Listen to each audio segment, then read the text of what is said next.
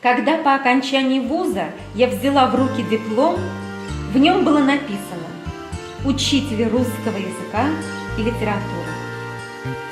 Тогда я еще не могла представить, сколько всего смогу сделать.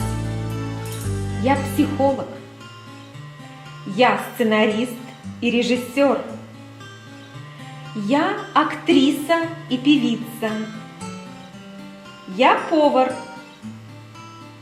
я художник, я цветовод. Профессия учителя помогла раскрыть мой потенциал. Как здорово, что 25 лет назад я взяла в руки диплом, в котором было написано «Учитель русского языка и литературы».